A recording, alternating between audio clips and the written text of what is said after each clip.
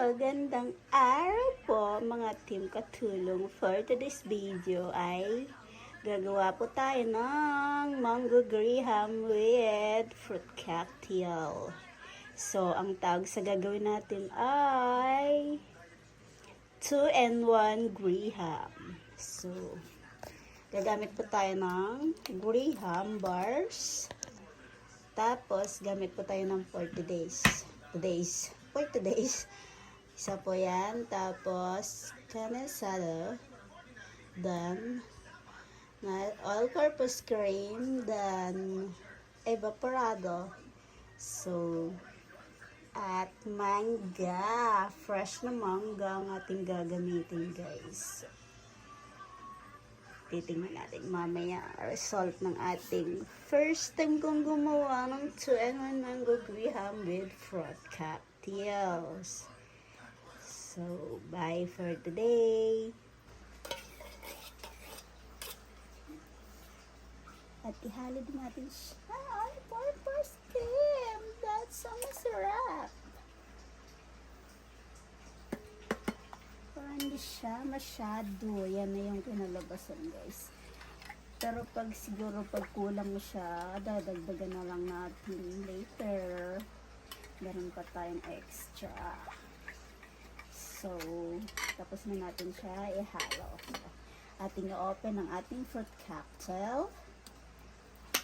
Before ang lahat, ating bubuksan kasi tatanggalin natin siya ng water. Ng sabaw. Okay. Gusto ko din maka-full. Para hindi ako mahirapan. Tatanggalin ko natin siya ng oh my god. Tanggalin natin siya ng sabaw. Yan. See guys.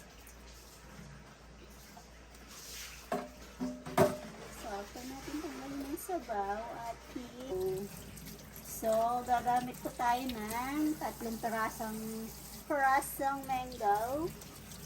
Siyempre kailangan natin tuwain yung mamaya. So, yan, tapos na natin siya hugasan. So ang gagawin natin, get the knife. Hihiwain natin siya ng ito ang lahat ay hihiwain natin siya para madali natin siyang magamit. So, isang tabi natin yan.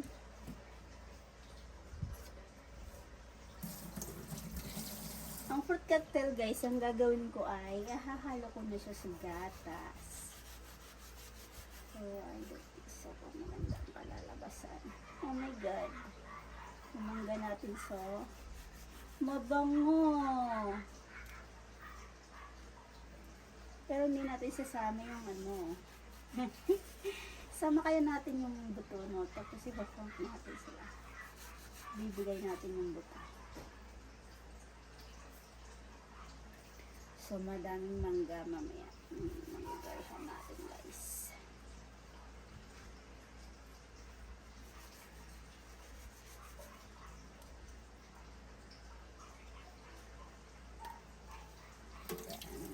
Already done. So,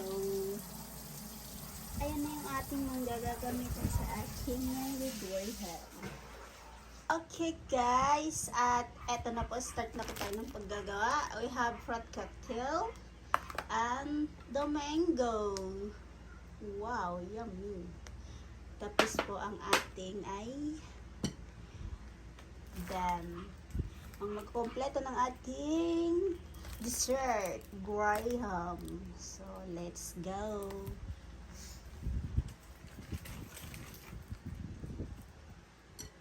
Una po, lalagyan po natin siya muna ng kanya-kanya po kasi kaya ng kasi gusto ko muna lagyan siya. So, guys, I need our okay. Gusto ko siya lagyan muna ng laki ng lagayan natin guys, no? So, it's okay lang yan. Hindi naman natin siya pupunuin. So, lalagyan natin siya ng bar. Oy guys, naghugas na ako. Naghugas po ako 3 times. Yeah. So, wala po tayong magandang so kailangan natin siya. Malapad po yung lagayan natin guys. So, okay lang yan.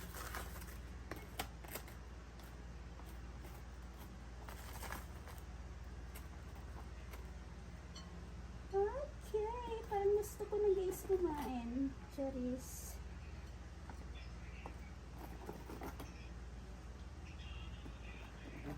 Parang ang tagal pong gagawin ko kasi manual siya. Parang mas better yung ganito para alam ko yung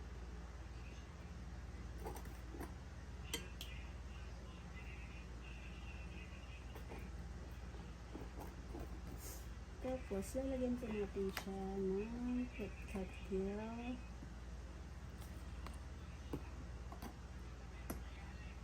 Then mango.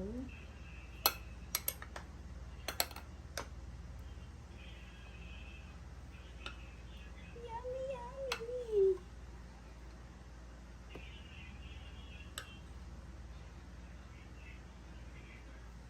Kumusta naman po kayo dyan? Mag-comment kayo kung mas meron pa kayong alam na gawin guys. Mas magaling pa sa akin.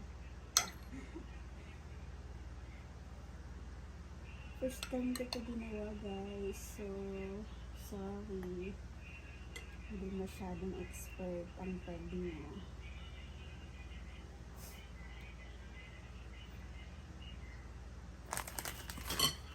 I don't think kung masarap ang pinalabasan nito guys.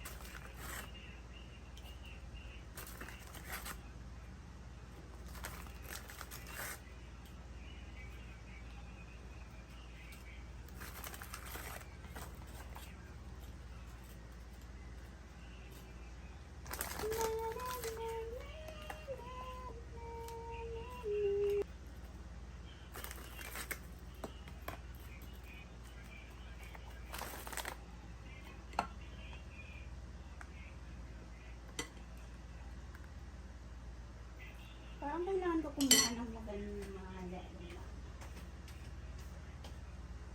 I need this one.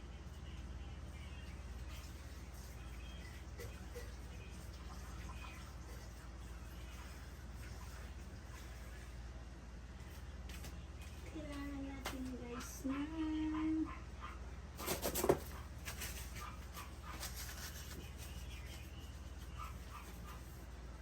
mas mabilis na process. See?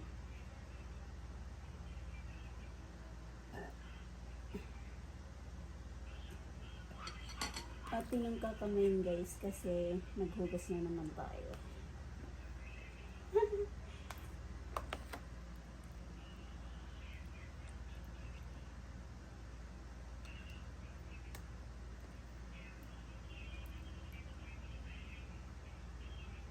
Alam mo ba guys, dati mahilig ako gumawa na ito. Pero nagbago na. Kasi, di ko alam, naging busy ako sa life. Dati pag may occasion sa amin, ako lagi naggagawa ng biscuits. So, for today's video, magta-try naman ulit tayo gumawa. Without any creation. Yeah. Kayo guys, anong hilig niyo? Ako kasi talaga dati, hilig ko talaga gumawa ng mga ganitong bagay. Pero nagbago na lang bigla. Ganun na guys, ganun dahil. Bakit nga ba? Kasi ako hindi ko din alam. Ang alam ko, busy lang ako sa life. Tapos gusto ko lang kumita ng malaki. Charis.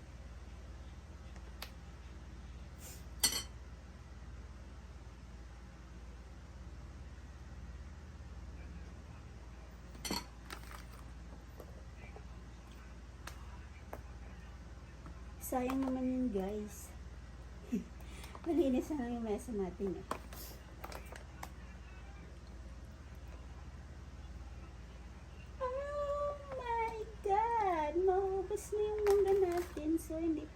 Ubus yung akin.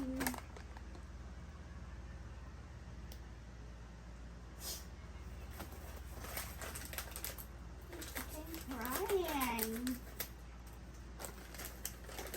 Kailangan natin maubos to.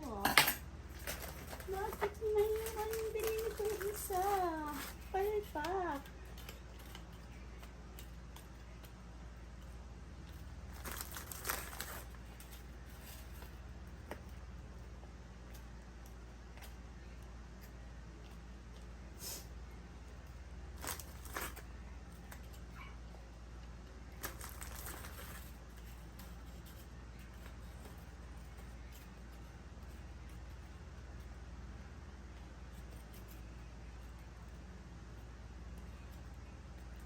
Sorry ba guys, ayoko talaga ng lugarhan, pero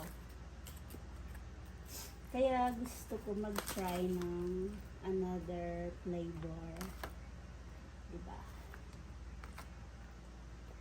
Feeling ko mas yummy naman siya. Kasi ubos na yung mangga natin guys. Ang konti. Ang mahal kasi guys ng mangga. So,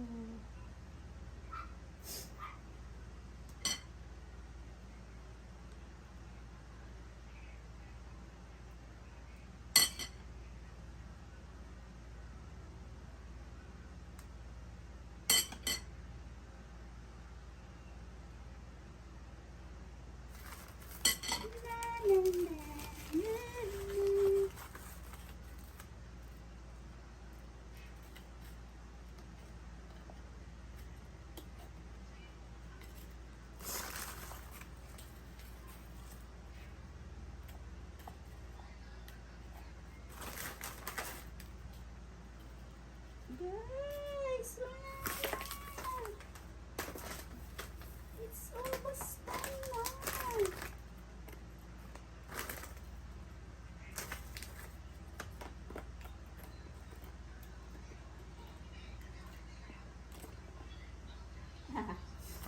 Sarap yan.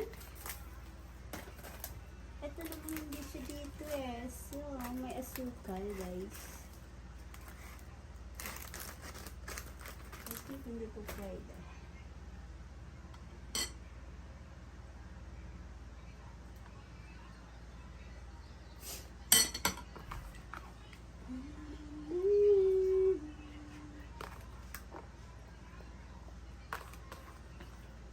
Oh, ubos na guys.